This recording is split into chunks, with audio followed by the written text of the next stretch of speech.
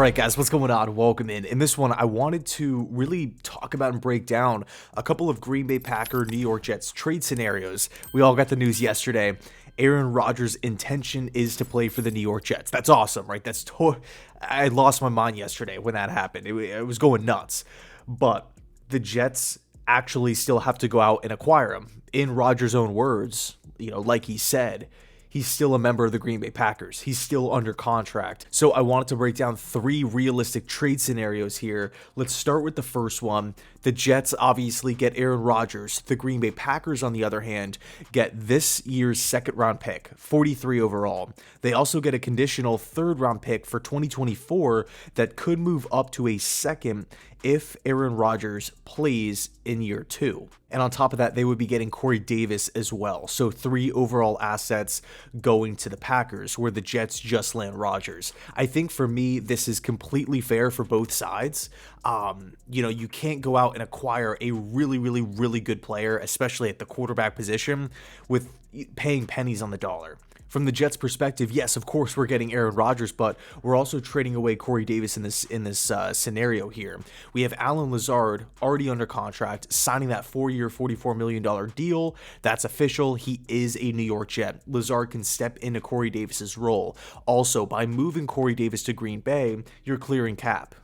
You're clearing cap space, right? Which is massive. So I think, and then of course a couple of draft picks, which are unknowns at this point in time. From Green Bay's perspective, you're getting pick 43. In my opinion, that's a starter, right? If you are picking at spot number 43, that is a starting player for the team next year, unless you're going with like a developmental quarterback. I don't think the Packers will do that. So you're getting a starter in 43. You're getting, again, a conditional future pick, a third that could bump up to a second. To me, that's a sweet deal, and it's fair as well. I mean, Green Bay has to be realistic in this situation as well, and they can't demand so much. If the Jets really want him, they want to move off of him, and on top of that, Rodgers wants to leave. He's moved on from Green Bay. You can't just keep asking for more. A conditional pick, having that conditional, insurance policy is 1000% fair.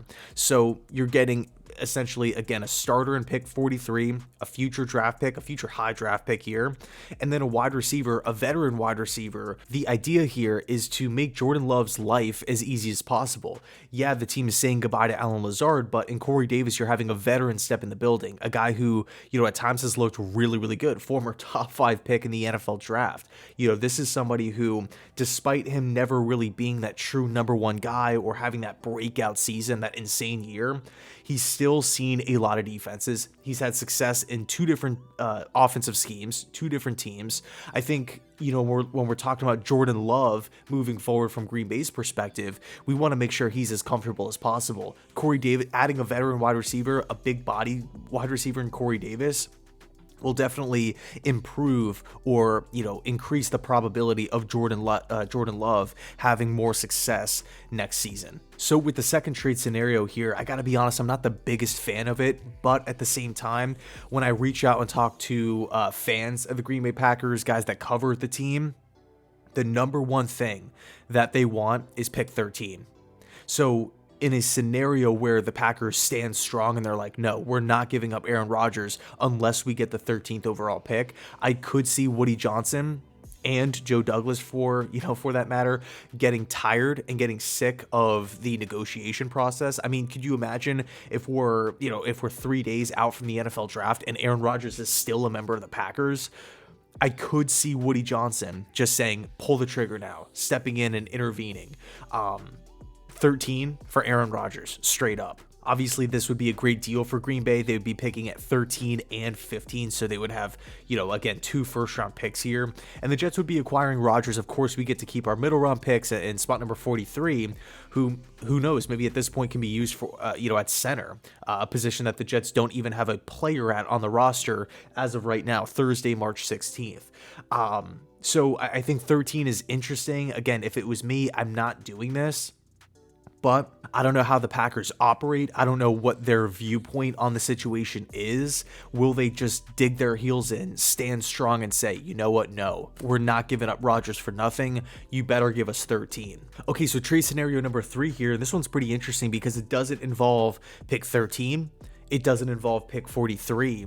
The Packers would be getting a conditional, the same deals before the conditional, third-round pick that could jump to a second-round pick if Aaron Rodgers plays more than one season, and wide receiver Elijah Moore. The Jets would be landing Rodgers. Now, in this one, the Jets would obviously get to hang on to their first two picks, which is great, but they are trading away a young wide receiver, a young, cheap wide receiver that's, still has a lot of room left to grow as a player.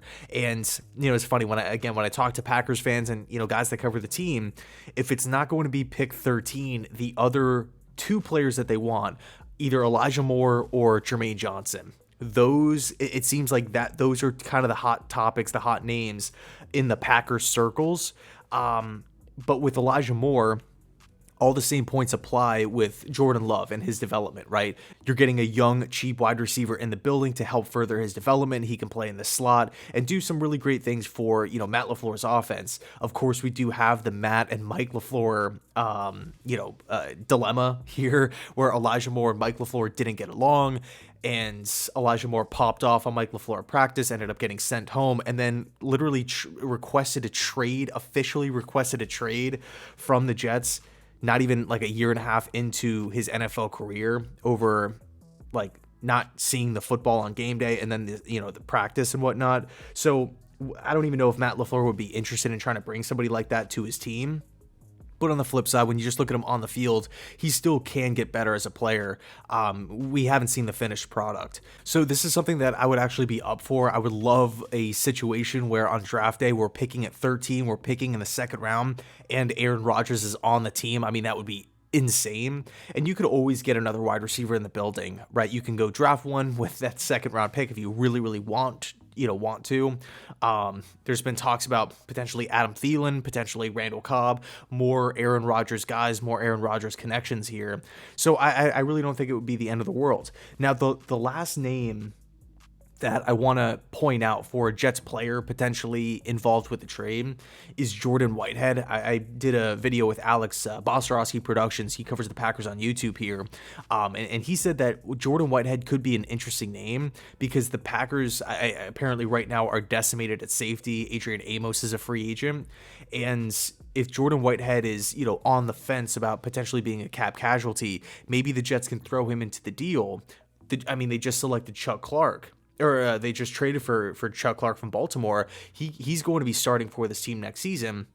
Now, all of a sudden, you can draft a Brian Branch at 13 if he's there, or maybe a safety, in the second round.